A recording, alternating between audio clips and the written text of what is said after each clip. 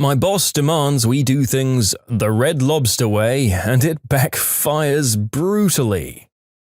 This happened several years ago, and I'm forever relieved I don't work in a restaurant anymore. Solidarity to all the kitchen workers for the endless bullcrap you have to deal with. So at the time, I was working in the kitchen as an assembler. This can be one of the most clutch positions on the line, as you take all of the food prepared by the other cooks and organize it into tickets that can be taken out into the dining room. Accordingly, it's often a bottleneck for food leaving the kitchen. If you have a slow assembler, cooked food dies under the heating lamps. Grilled salmon dries out, fries become soggy, linguine Alfredo hardens into concrete, really horrific crap. It is imperative that food not sit in the window. I was working a weekday lunch shift, which is normally pretty slow. We must have provoked the wrath of the restaurant gods on this day though, because out of nowhere the store got hit with a tsunami of customers. I could just barely make out the other cooks through the clouds of shrimp scampi, fryer grease, and cheddar bay biscuits flying through the air. I knew the crap blizzard was headed in my direction and began putting empty plates up in the window with the shape of each ticket that was to leave the kitchen, a technique I'd learned to help survive bullcrap like this. On the other side of the window, coordinating the servers, was my manager. I shouldn't use his real name actually, let's call him Bob instead. Anyway, you should know that Bob, for a lack of better term, was a real bunt. I've replaced the first letter of that word. Bob was a bit hyperactive and had an irritating tendency to micromanage kitchen processes, a problem compounded by his not knowing how the frick to run a kitchen. When I began putting empty plates in the window so that incoming interstellar-sized waves of seafood had something to land on, he stopped me. "What are you doing?" Bob asked. "I'm putting the plates and their size in the window because we're about to have a very high volume of food coming through," I replied. "Well, this is Red Lobster, and here we do things the Red Lobster way. We plate the food when the food is ready, and we don't put sides on early." I tried explaining that the Red Lobster way was designed by sentient suits and ties physically incapable of holding a spatula, and that our sacred way, as dictated in the Good Book of Employee Training, had died in the trenches of last year's endless shrimp special. That, while I appreciated the job, I wasn't prepared for an honorable death at the hands of this rush to uphold its most obscure tenets. But Bob wasn't having any of it. He insisted that I take the plates out of the window and only pass him plates and tickets that were 100% completed. Knowing full well that Bob was flying us by the book into a storm of crap, I put on a feces-resistant raincoat, rubbed some Vicks under my nose, and braced for impact. 30 minutes later, the window was chaos.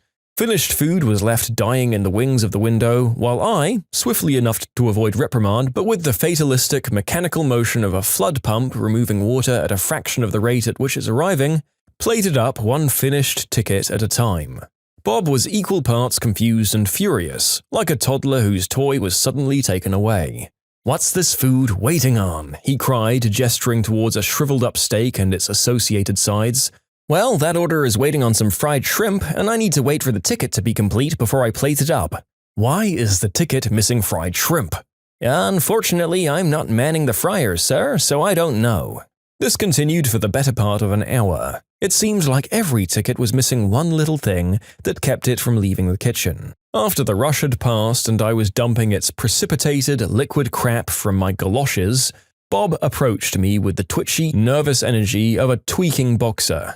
Well, that or a hyper-caffeinated insecure manager who needed to assert his dominance over the underpaid crew of some bunk seafood restaurant. "Can I, speak to you in the walk-in for a moment, Rue?" "Sure thing." We walked to the cooler as I struggled to remember how to fight off an attacker armed with a kitchen knife from my days in dishwashing. "So, what happened back there?" Bob asked, arms folded, shifting his weight from one foot to the other. "You said we should follow the system, and we did," I replied, mentally noting that he was standing in front of the walk-in's only exit. "But there were a lot of missed items on those tickets. We had food dying in the window." "I saw, yeah. It was pretty bad." "So, why was the food missing?" "I don't know. I wasn't cooking the food, I was assembling it. I am the assembler." This line of questioning continued, with Bob trying to somehow pin the catastrophe frick of the last hour on my willingness to comply with his orders, while I blithely insisted that I did exactly what was asked of me. After not being able to move past this point for several minutes, Bob made some sweeping statement about doing better next time, and left. Incidentally, the next time I was assembling and Bob was on the other side of the window, nothing was said about the Red Lobster way, and the rush went smoother, albeit with some hotter plates and servers having to return for delayed items. I guess we ended up doing better after all. Is it too presumptive of me to bestow the jerk title on Bob? I do not know who else we could call the villain of this story, so yeah, that colossal meddling bunt Bob is to blame as far as I can tell. As a former front-of-house manager, I'm not sure I would ever mess with what was going on in the kitchen. Not only do I not know what the frick is going on in there, making any criticism I can give as much of a guess as anything, chefs are scary as all frick. Do not mess with chefs unless you have kitchen experience yourself and are capable of pinpointing the exact cause of any mishaps in your place of business. I love your description of the corporate individuals who were in charge of the made-to-order system at Red Lobster. And of course, when you went against Bob's wishes and back to your tried and tested, experienced method, things went a lot smoother. Who'd have thunk it? Hopefully Bob didn't stick his nose into the area where the food was made for quite a while after that. And yes, as you said, screw working in hospitality ever again. Especially a chain like Red Lobster. Your writing style is very good, and I'd wager you ended up in a very different career with your literary panache. No, you can't have a Christmas holiday for free even if the child is already here. So I work for a large international upscale package holiday company. For the winter, our biggest seller is the ski catalog. I work in the sales department, so I'm constantly getting people asking for discounts, or people saying that they have a travel blog and they'll review us, so clearly they deserve a free holiday. We're fairly pricey, so none of this is exactly surprising. Today I got pulled into the office by the manager because a customer I sold a fairly expensive holiday for was fuming. I actually expected to be told that I'd made an expensive mistake, but instead my manager thought I'd enjoy the whole story. I vaguely remember that she'd complained that it was too expensive and didn't want any of the cheaper alternatives either. She had booked one of our more expensive resorts and told me she'd leave the youngest of her 3 kids at home, aged 5, as she'd be too young to enjoy it properly. Again, not unusual to leave a child or 2 with the grandparents, but I had thought she must be a bit mean to leave her daughter for Christmas. As it turns out, she had taken the youngest child anyway and smuggled her into the resort somehow. Staff at the resort became suspicious when she asked for 10 pillows and another blanket. After investigating this further, she was confronted and was told she had to pay. She claimed that I'd told her it would be fine to take the child into the room. I didn't say that. And when they checked the recordings and found out she was lying, she turned on the waterworks, begging to be allowed to stay due to the spirit of Christmas or whatever, as she couldn't afford the extra child's price. The resort's general manager eventually allowed her to stay, but only if she could pay the extra £900, which is roughly 60% of the actual costs, which she did. I should mention that the resort is all-inclusive, all food, drink, evening entertainment, kids' clubs, ski lessons and ski pass, so it's not a simple case of the kid crashing in the room. Now, this should be the end of the story, but it isn't. After coming home, she had sent an email to our back office demanding a refund of the 900 quid she'd spent, as the whole experience had ruined her family's Christmas. We said no. In short, woman smuggled an extra child into a ski resort for Christmas, cried until she was forced to pay a reduced rate, and is now demanding a refund of that reduced rate. Are we the jerks? I think this woman is absolutely our jerk. Look, I hate having to pay for things as much as anyone else, but she clearly had the $900 sitting about, and I don't think I'd just be able to up and pay for that at some stages of my life. I'd say she probably just didn't want to have the hassle and expense of a babysitter back home and decided it would be easier to hide this girl in a hotel room for a few days and let her watch TV there, plus sneak her to some meals. And I do get that, but seriously, you have to accept that there's a reasonable chance you'll be caught when you do it. The amount is going to be greater than if you'd left the kid with a sitter, or cheaper yet, with grandparents or relatives, where they'd still likely have an okay time for Christmas. Take the L, lady. You got a massive discount even if the sum was still a lot. And complaining that it ruined your experience? Yeah, I imagine that taking a risk and being caught probably did ruin it. It's your fault, live with it. If you like Am I the Jerk, you're probably going to love Am I the Genius. Check it out, linked below. Also, go to amithejerk.com/submit if you would like to submit your own stories. Denied a raise and moved to an overnight position and told, "I don't care how you do your job, just do it." Okay, I will. I used to work in hotels in a ski town in Colorado. Very expensive, but as people were always telling me, but the quality of life. I'd started at a new hotel and I was making $10 an hour living with my brother in a 2-bedroom place that was 700 square feet. Rent was half our income, and when the slow season approached, I was told that I'd have to move to night audit, 11 p.m. to 7 a.m., or risk being let go. The problem was I lived 3 miles from the hotel and I took a bus to get there since I couldn't afford a car. The bus did not run at night or early morning, so I'd be walking 6 miles a day in several inches to a foot or more in snow. So I asked for a raise. They said they'd get back to me but needed an answer and I needed the job, so okay, I'll work night audit.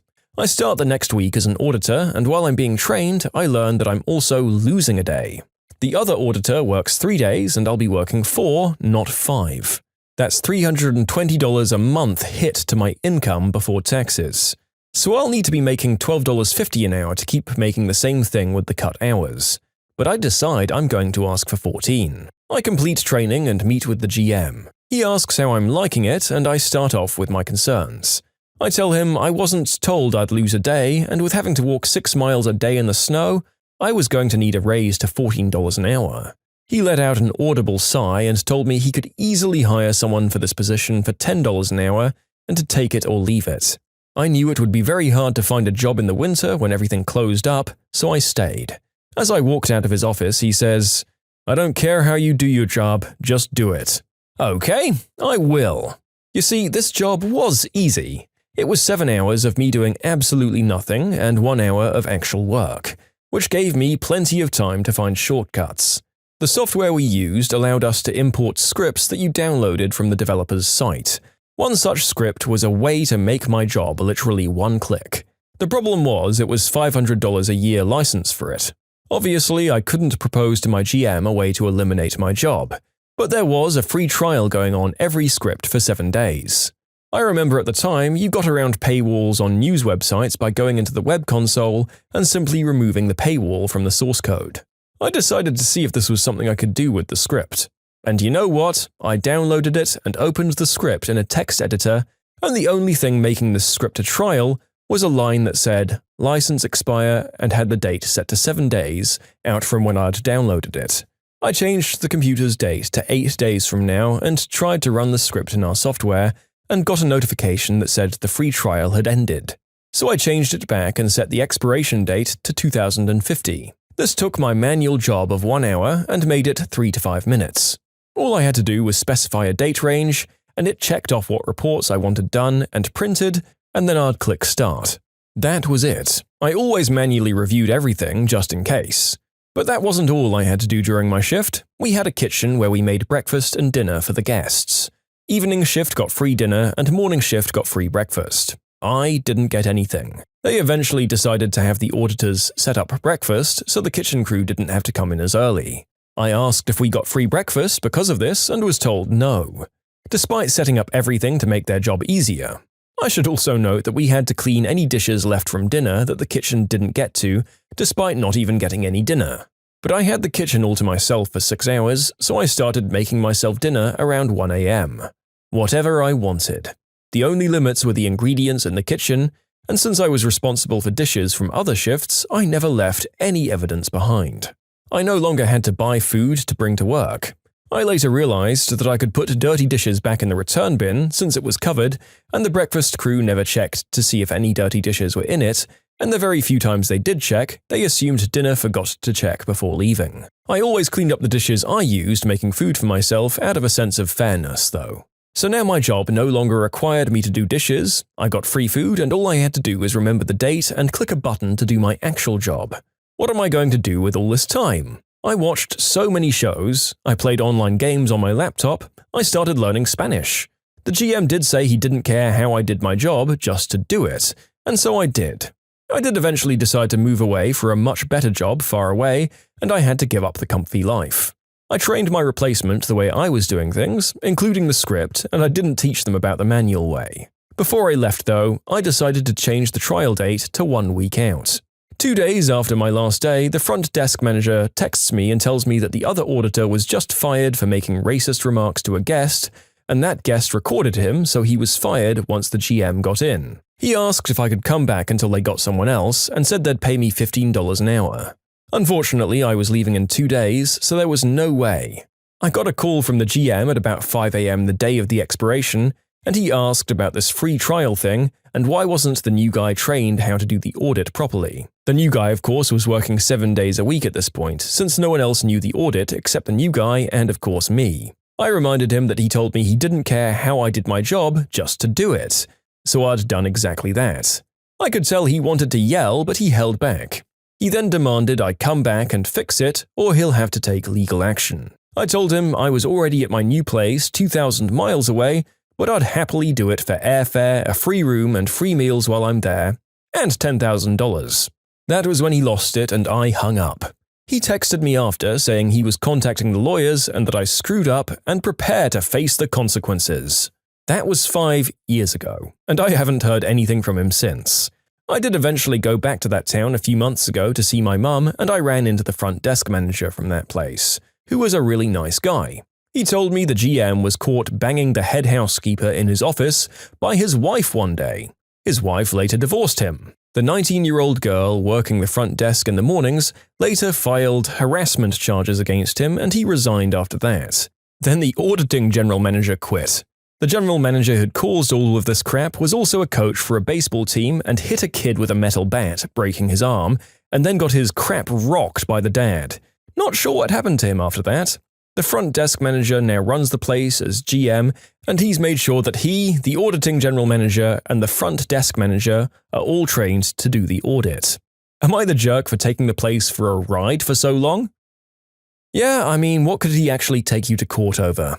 At first, I thought the GM didn't seem like that bad of a guy, given that he never minded you actually doing your job in as slack a way as possible, up until you shafted him by deliberately removing the auditing software, and that seemed like kind of a jerk move from you. But then again, he did nothing to engender a sense of loyalty and was fine making you walk 6 miles in the snow.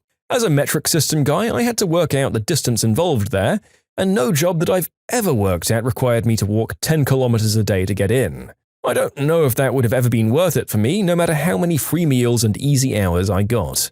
Still, it seems like you managed to keep your spirits up there. You're a bit of a jerk, your boss is a bigger one. Well done on getting a better job eventually. Lead supervisor gets mad that coworker and I used our paid break to eat. This just happened now. I work in a lab that employs a lot of people nationwide, kind of irrelevant, but whatever. We get a lot of cases from doctors and hospitals all across the country every day to run tests that they order. Because of the sheer amount of cases we get daily, we have a lot of quality control that needs to be done by the end of the week, and if it doesn't get done by Saturday night, we have to do a rotation every week to finish it. My actual supervisor said we have to stay 4 to 6 hours or until everything is done. There's this cynical old woman who works in my department. She's a massive pain in our butts and sends endless amounts of emails a day about fixing things that aren't broken, doing something wrong even though we follow her directions, all while she's doing none of her own work. She also happens to be the lead of our department, even though she never sees any of us because she's in the back office, not in the actual lab. She works third shift. Today is my rotation. It just so happens to be my birthday weekend. My birthday was on Friday. And my coworker, who I'm doing the rotation with, bought breakfast burritos for the two of us. Thankfully, there wasn't a lot of work last week, and there was minimal quality control to do. After we stayed for an hour and were 80% done with our work, we took a paid 15-minute break. 16 minutes later, we came back into the lab and she started yelling at us because we went over our time, and she leaves the lab and calls our manager, who basically said it doesn't matter since we're still getting the work done. The old lady comes back and says that we can't leave until the work is done, even though she'll be leaving in about an hour. Okay then. We finish all of our work about 10 minutes after we came back from break, but since we're still on the clock, we decide that we're going to stay for the entire 6 hours doing mindless work, cleaning already sanitized stations, deleting emails, dusting keyboards, changing pens, among other things. All of this cost the company about $300 more because of overtime pay on our paychecks, all because we went 1 minute over on our paid break. To be honest, I feel like a lot of employees and jobs around the world would milk the same overtime benefits whenever they can, regardless of how much of a pain in the hole their immediate co-workers and supervisors are. If you really wanted to get to her, you should have just started taking every break that you were legally entitled to. Bathroom breaks, smoking breaks, regardless of whether you need them, and wave the labor laws and contract in her face just to get to her. This lady should realize that she's just being an enormous pain in the butt to everyone when even her boss was telling her that they didn't care when she reported her workers. The boss had probably received similar reports a bunch of times from how the author describes this, so they know she's just being pedantic and annoying to everyone. When you subscribe, make sure to hit the bell to turn on notifications. Put the playlist on in the background to finish listening to all the stories. Or if you want to check out some great music, check out easymode.com. If you like Am I the Jerk, give Am I the Genius a shot. Everything linked in the description.